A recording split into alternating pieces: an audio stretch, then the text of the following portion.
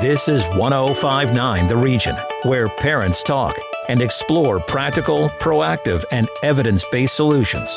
This is Where Parents Talk with Lianne Castelino. Great to have you along for this edition of Where Parents Talk on 1059 The Region. I'm your host, Lianne Castelino. Each week we talk about topics of interest to parents of teens, youth, and young adults with our guests. Later in today's show, we guarantee that the title of this new book will get your attention. That's coming up. First, adapting to change and managing transitions is increasingly a key skill in today's uber-paced world. Fall is typically an annual period of change or new beginnings, especially for children. In many families, fall 2021 is shaping up to be a unique period of major transition as a result of the pandemic. A return to in-person learning, re-entering a school environment after more than a year away, in some cases, reintegrating socially after months of virtual or limited human interaction. There will be kids going off to university, some who may be returning home, others who will have had to pause or rethink their future plans because of COVID-19 or other changes in their lives. To discuss transitions, we're joined by a father of two teenage boys, a psychologist, educator, entrepreneur, and author. Dr. Christopher Thurber is also an award-winning writer and leading expert in the area of positive youth development. He joins us from his home in New Hampshire. Thank you for being with us today. Thanks for inviting me. It's a pleasure to be here. I wanted to start by asking you, what would you describe as some general principles that you can share around successfully navigating major life transitions, especially in light of this extraordinary period of uncertainty that we're living through, and just the general impact of the wholesale changes that have governed our lives through this pandemic now, over 16 months into it? First, I would say transitions of any nature are easiest when we follow the adage of distinguish between what you can control and what you can't control and focus primarily on what you can. Human beings like to have a sense of agency. That's true of newborn infants. It's true of elderly people and everything in between. We like to feel that we have some control over our circumstances. And as you pointed out in your introduction, we have experienced 16 to 18 months of lacking control in a lot of domains where we're used to exercising control. So I think that transitions are exciting. Transitions are fun and interesting. They can also spur some anxiety. And if parents can themselves and also coach their kids to distinguish between what can you influence, what can you control, and what's really out of your control. Let's go back to focusing on what you can control. And then my second piece of broad guidance would be to really focus on the positive and not in a Pollyannish, let's view the world through rose-colored glasses, no matter what happens, we're going to call it good sort of way. That's something most kids can see through instantly. But instead, to really say, this is or has been or will be a mix of things that are challenging and a mix of things that are really pleasant. And some of those challenges will turn into things that are pleasant, but to focus on the opportunity that the transition presents and what you anticipate is going to be positive about it. Those are such important points. And really, when you think about it, the idea of not having control is something that people can just fixate on. And then it just governs everything else that they think about and their approach, into sometimes irrational behavior if we're going down the line. But let me ask you, in what specific ways would you suggest that parents can best support their child with these changes and transitions? One of the best things that parents can do is talk about the world, including transitions, in a way that emphasizes the opportunities rather than the scarcity of resources. For example, let's use a concrete example. This fall, there are going to be a lot of students who are finishing secondary school in Canada, in the United States, and elsewhere, who will be preparing their applications to university. And if parents frame that pending transition as, you really got to get into this school or that school. If you don't get into Waterloo, if you don't get into Princeton, this will not have been worth it. That's a very narrow set of options when you're thinking about the transition from secondary school to university, if that's what you have your sights set on. By contrast, if parents present things broadly, well, there are a lot of wonderful schools, and it really depends on what it is that you want to do. And far more important than where you go is what you do when you're there, and putting forth your best effort and being creative and being supportive of other students and getting involved.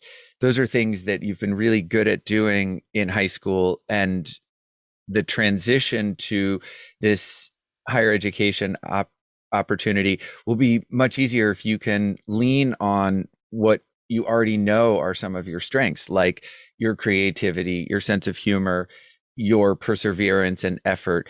So that's a specific example of the ways in which parents can present those transitions, and also not just framing things broadly rather than narrowly, but also never to frame things as a do or die kind of high stakes circumstance. In other words, there will be times for all of us in life when we have a high stakes situation, like the championship game or the closing performance of a play, or maybe it's the one concert or solo recital that a student is going to give that year. And there's no stepping away from the fact that it's high stakes. But I think that parents can avoid framing it as a do or die type situation by saying, this is such a wonderful opportunity to do this, not the only opportunity to perform, not the only opportunity to play football or soccer, but this is something you've worked really hard to get to this point, and I have every expectation that you'll try your best, and that's all anyone can ask. So students should be working toward becoming their best selves, not becoming the best. And again, that's another way of framing transitions that is optimistic and motivating rather than frightening and anxiety provoking. Our guest is Dr. Chris Thurber, psychologist, educator, author, and dad, and we're talking about setting your kids up for success when it comes to major transitions in their lives. I'm Lianne Castelino, and you're listening to Where Parents Talk on 105.9 The Region. Dr. Thurber, something that we've heard a lot in terms of discussion, certainly in the last several months, has been social skills and dormant social skills as a result of this pandemic and as it relates to children. When it comes to, teens and young adolescents and young adults, this is a huge area of concern. What, as a psychologist, would you suggest to parents about how to optimally manage their child's reintegration, as it were, into society? All kids' social skills are a bit lagging at this point, whether they're entering middle school or high school, secondary school, or beyond. Because of the pandemic restrictions, young people have not had the same opportunities to share, problem solve, discuss, debate, and live in close proximity to one another. So although we may have had a lot of opportunities to work with our nuclear families, I think patience is the order of the day in order for us to be compassionate with other people who may be abrupt or run out of ideas with regard to solving certain social problems, whether those are, academic or relational. You're having a conflict with your roommate or your former best friend or your lab partner or a teammate. The patience and the grace that we offer to other people, my hope is that will be reciprocated. And if we're all in sort of tolerant, compassionate mode, the rustiness of our social skills will, I think, soon disappear. The other piece of advice I would offer is, with the loosening of some restrictions for people who are vaccinated, as parents, we should be doing whatever we can, given your location and what the current health recommendations are, to orchestrate, arrange, schedule some social interactions for your child with other children, with peers. We really need to get as much practice with our social skills prior to the start of the school year as possible. What concerns you most as you look at the topic of transitions, especially at this time? I worry that as we're about to make some additional transitions, which, as I said earlier, have stressful as well as joyful and exciting components to them, that students or young people in general will continue or maybe even increase their use of recreational substances as a coping strategy, as something that they just got used to during the pandemic. And so I really encourage parents to have additional frank discussions with their kids about substance use, and not just, please don't use this, but when you are feeling stressed or when you want to have some fun, here are some great ideas. And what are your ideas for healthy ways of coping with stress and for fun, less risky ways to be entertained? It's interesting. Obviously, the topic of transitions is not new, but in many ways, we are all living experiments where this topic is concerned at the time we find ourselves in right now. What would you say are some, principles across the board that, whether we're in a pandemic or not, you would suggest are really foundational in terms of how parents can help manage transitions that their kids are going through? Oh, it's a great question as well. I think first, I would cite what I believe are the foundations of wellness in general, or of health and wellness. So exercise, nutrition, sleep, and social connection. And that set of 4 factors for every person always needs a bit of a tune-up. Healthy sleep hygiene. And as you know, Lianne, adolescents need more sleep than either children or adults. So we need to be attentive to that as parents. I think the other piece of, transcendent advice that I would give is, when we're thinking about transitions, I want us always to be thinking about them as opportunities, looking at what's different and having a positive mindset about it is essential. So different teachers, for example, or different food at the school cafeteria, or a different coach. Ask yourself, this is different. I've noticed this. What might this present as an opportunity? And not just be the passive recipient of a transition, but be instrumental in creating what that transition means to you. And even the youngest kids who are undergoing transitions can be instrumental in shaping that transition. Tons of great advice. We'll have much more with Dr. Chris Thurber, including a video interview on our digital platform at whereparentstalk.com. Dr. Thurber, thank you so much for your time today. My pleasure. Thank you, Lianne. Want to learn more about the show? Email info@whereparentstalk.com. Stick around. Lianne Castelino and Where Parents Talk will be right back on 105.9 The Region.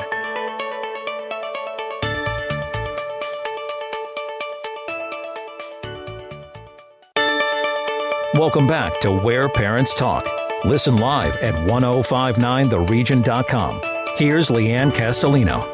Welcome back.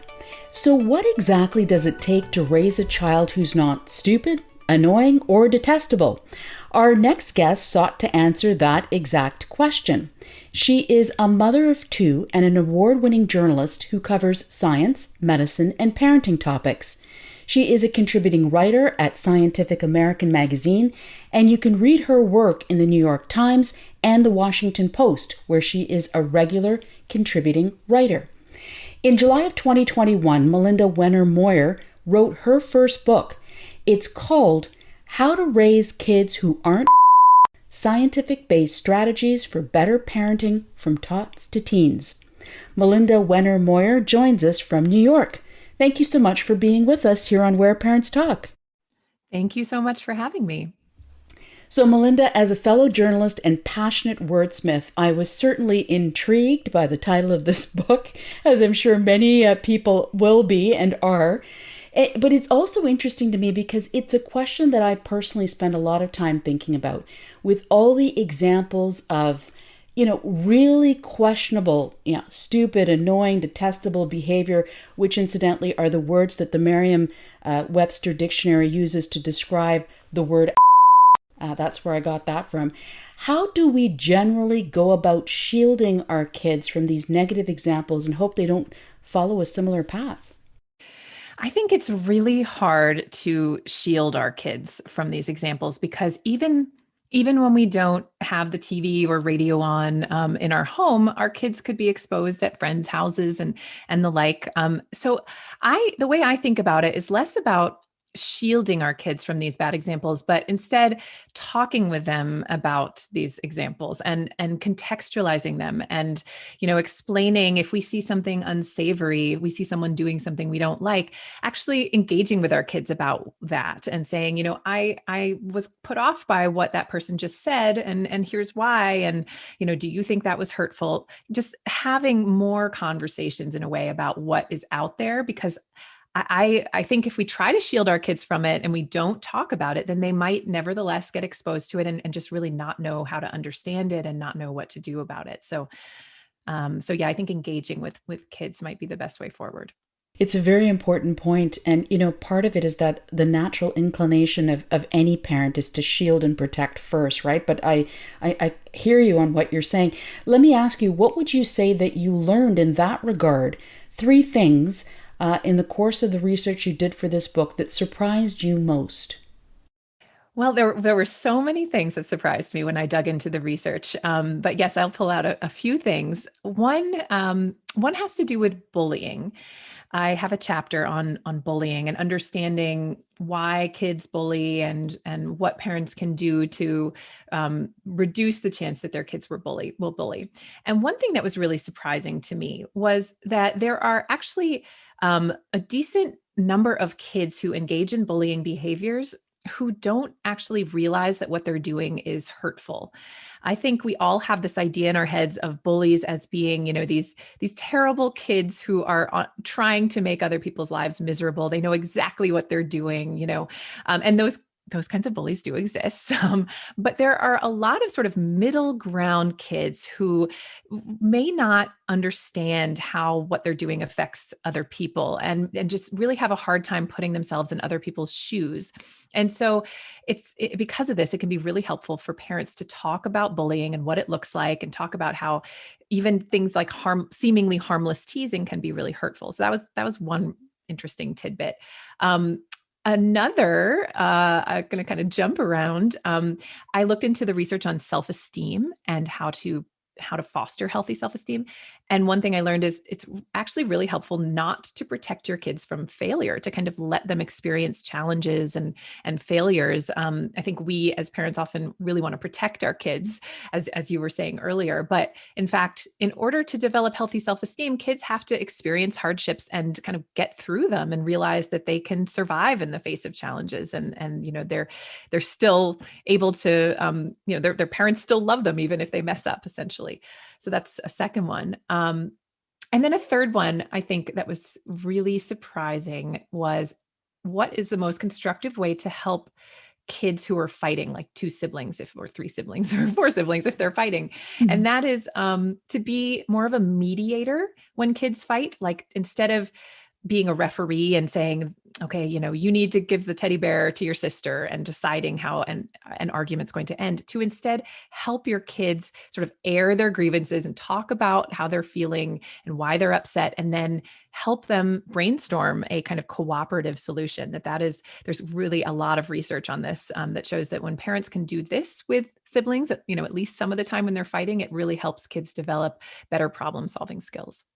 If you listen closely, you can hear all those parents out there who've been refereeing for many years say, oh no, I've been doing it all wrong. But again, it's that natural instinct. So it's really interesting to hear you say that. But the science says, here's a different approach that you should consider for sure. Yeah. But it is hard. And I certainly still referee sometimes. I mean, we can't do everything all the time.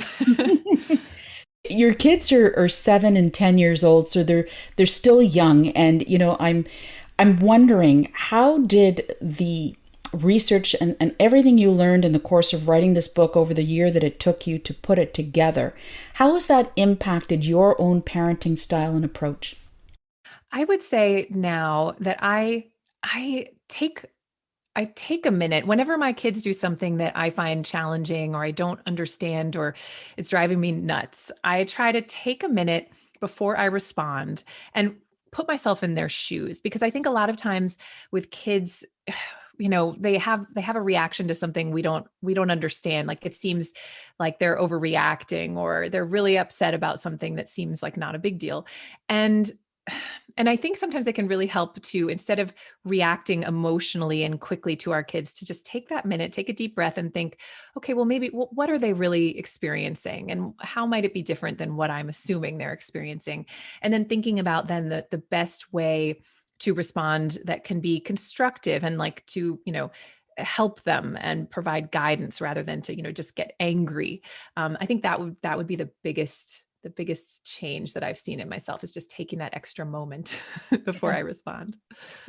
Well, and it's such an important point, right? Because when they get into those teen years, you often don't know what's coming at you, and the developmental piece and everything else down that road can often be hard to predict. Melinda, can you tell us, what was the tipping point for you to decide to write this book? Well, this was now 3 years ago or so, and I was getting increasingly frustrated by all the bad behavior that I was seeing around me, which you referenced earlier, from politicians in power here in the US. There were also, if you recall, all the Me Too allegations that were coming to light. And I found, observing all this bad behavior around me, I just started thinking more and more about my kids and who they were going to become. And I realized that more than anything else, what I wanted was for my kids to grow up to be good human beings. And that just felt really, really pressing.